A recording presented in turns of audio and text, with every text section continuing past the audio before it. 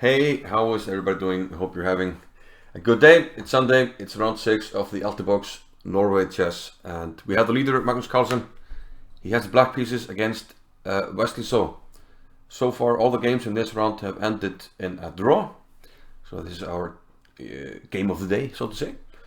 Unfortunately, Ding Liren had to withdraw from the tournament, so each round somebody will get an extra rest day from here on out. And tomorrow there is also a rest day in the tournament, so that's the way the cookie crumbles. But yeah, So had white pieces against Magnus Carlsen. And So opened up with d4. d5 by Carlsen, and after c4, c6. So somehow Magnus always manages to surprise his opponent, and I think it's pretty much a guarantee that the Slav defense came as a surprise here for Wesly. He thought a bit in the opening, and eventually he went for the somewhat innocuous c takes d5, the innocent looking exchange Slav. But he did mention that he had recently been analyzing this line for white, and while it's perhaps not the most challenging, white does have ways of getting a small advantage.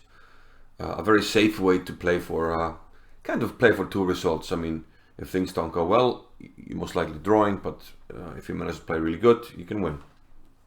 So I guess that was his plan. I mean, he has a huge respect for Magnus. He has never beaten him in a classical game, so he just wants to stay solid here. Knight to f6, knight c3, and what follows now is more or less normal moves. a6, preventing knight b5 ideas. You can quickly look actually on the move before. It looks like white might have been able to play knight b5 because of preventing this, but black would answer with e5, which is quite strong here, opening up the diagonal for the bishop, which can be important in many lines. For instance, d takes e5. Knight e4 is already quite uncomfortable for white actually. There's a big check coming here. You can't interpose. Let's say, like knight f3. Queen b6 is also on the agenda. Attack on f2, attack on the knight.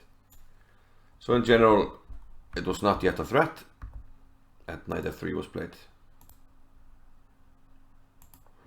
So this is covering the e5 square. And after that, a6 to, yeah, not have to worry about knight b5. Rook c1, bishop to f5. We see that both armies are developing quite similarly. Rook c8 as well, bishop to e2 and e6. So a6 versus bishop e2 at the moment is the only difference in the positions. And now castles by Wesley So, knight d7 by Magnus, a bit of a sideline. I mean, he can copy the moves, play bishop e7 or bishop d6. But here, bishop e7, and this is actually introducing an interesting idea. If white were to play too quietly, let's say a3 or such a move, black can introduce the idea and use the fact that he hasn't castled by playing g5 here. This is an interesting way to play, and then h5, and white starts to feel the heat. This bishop here has to do something about this threat. So some initiative for black, and this might have been Magnus's idea. But h3, which So played, sort of takes every sting out of this idea. If black tries g5 now, the bishop comes to h2, similar to in the London system. We tuck him away here, and after h5, white is okay, attacking the pawn and covering g4 sufficiently. And if g4, we simply take it, and black doesn't really have any tricks here. He can try, I mean, if you really want to make things work. You already sacked the pawn, so I guess you have to try something like rook takes h2. White can also play bishop takes f5 here, but I think taking the rook should be okay. Bishop h3. And okay, black has some ideas of introducing more material into the attack, but white shouldn't have any problems here. After h3, Magnus abandoned any idea of expanding on the king side for now and castled himself.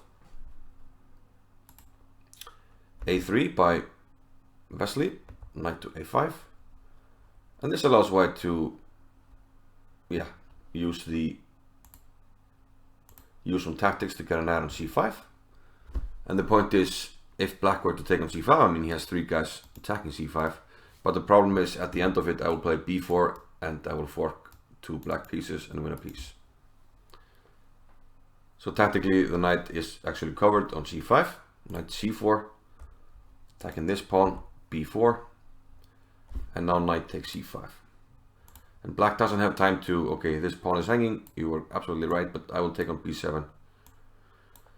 And I will still use tactics to come back. Now you don't have time to take on b4 because d7 hangs, and if you take on c5, I take with the b pawn. And I'm doing excellently, have a protected pass pawn. And the pieces sort of work well together for white here. Another idea like knight f6, knight e5, and I'm eyeing this square. This is hanging. White is doing excellently. So after b4, Magnus played knight takes e5, d takes e5, and now he took on a3. So at the moment it looks like black has won a pawn, but Wesley had everything covered. He played knight d4. And now black absolutely can't allow white to take here, which will completely damage the structure if you have to take with this pawn, and this pawn becomes horrible. So bishop to e4 was played, provoking f3, and then going back to g6. So in general, this is f3 is a move that black wants. It weakens white's pawn structure a little bit. But queen b3. Okay, we're attacking the knight. It doesn't have a good square. It can go to b5 or c4. Magnus elects to go to c4 when Wesly regains the pawn by taking on c4.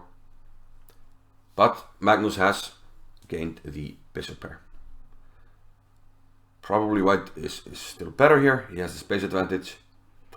But Magnus is a very good defender, and if he can lure and, you know, sort of keep the position stable, then maybe during the endgame phase he can start to make the bishop pair work to his advantage. The best move now might have been bishop to g5.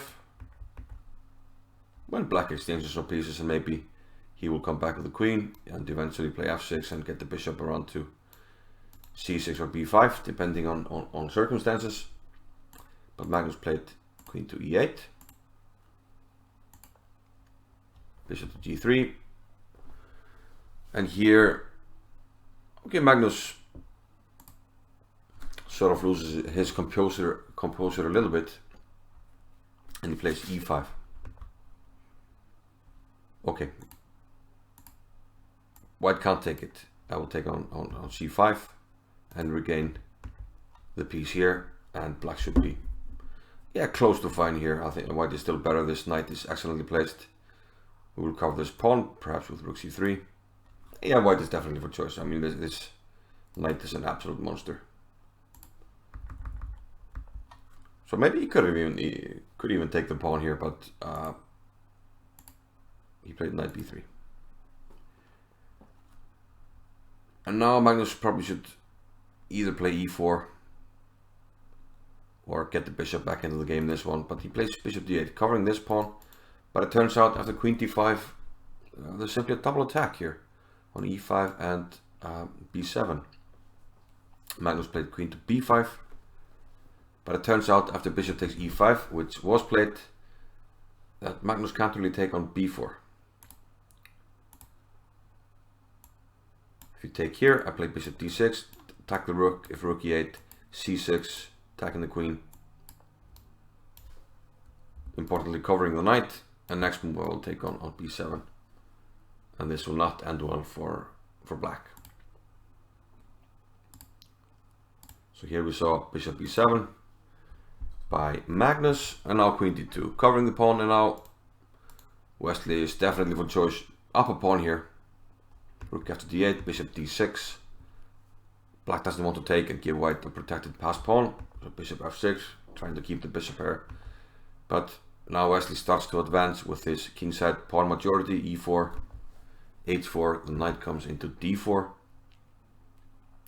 And here Magnus sees nothing better than to give up the bishop pair and bank on that we have opposite colored bishops in this position, and if you can play it correctly, maybe you can get some drawing chances later in the game. But for now, Magnus is only fighting for a draw. King h7, expansion by Wesly, g4, f6, f4. He's really going for it here. Queen c6 was played, and now f5. h4, still expanding on the king side, and it's clear that Wesly is going for g5. He's going for mate here. Rook a8, trying to get some counterplay on the a file. Here perhaps Wesly should have played g5 immediately, but rook c2 looks logical. You want to swing the rook over on h2 or g2, depending on circumstances. a5 and now g5. Taking on g5 is, you can't do that. You simply open up your king, too dangerous. Magnus opted for a defense with bishop h5, trying to get the bishop out of the prison, allowing g6. I think the computer says g takes f6, but g6 was a very practical move by Wesly. Now the king is cut off on the back rank. Back rank problems will remain, and most of the endgames will be completely lost for black. And here Wesly went with b5. He wants to keep this rook out of the game. He's just trying to keep control. And even though Magnus is now even on material, it's white that's doing all the damage here. Queen d5, attack on b7, and yeah, Magnus didn't find a way here. The thing is, okay, if you try to protect, this is very passive. Rook a7. I can now start thinking about penetration with the queen, maybe queen f7. And the black pieces are so passive. Let's find a move like a4, and now I can start thinking about breakthrough with e5. And you know, everything explodes. So Magnus tried some counterplay with a4, but too little too late. Rook takes b7, rook to g8, and now c6, and Magnus had seen enough and he resigned. It's actually not so easy to suggest a move for black. You cannot abandon the back rank. Let's say rook a6, and rook b8 is on the agenda. And the situation is actually so bad that you can even play c7 here. And if rook takes d6, I can take on g8, followed by rook b8. And this wins as well. Some desperation tries like bishop takes g6, intending to get the queen in, but it's only one check. King f2, queen takes h4. The bishop comes back and the geometry is quite nice. It's only one check. The queen doesn't have another check. And then I will push the pawn g7. I will give the g6 pawn and play rook b8. Game, set, match. The king is surprisingly safe here. Nothing for white to do. So an excellent win by Wesly. Haven't covered the game by him so far in the tournament, and perhaps, you know, ignoring him a little bit. He did win the blitz tournament with 6 out of 9, and it would be quite a feat if he can win the blitz and the main tournament. For now, he's on +1, equal with Magnus. So all of a sudden this tournament is wide open, and really looking forward to see what happens next. Fortunately, it's not tomorrow. Tomorrow is a rest day, and then we will continue with the 7th round on Tuesday. And I will see you then, if not sooner, with some more chess material. See you. Bye bye.